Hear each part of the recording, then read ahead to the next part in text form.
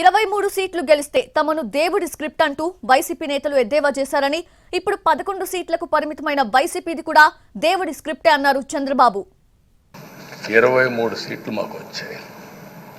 మేము బాధపడ్డాం. కానీ ప్రజాస్వామ్యాన్ని గౌరవించాలనే ఉద్దేశంతో ప్రజాస్వామ్యుతంగా పనిచేశాం.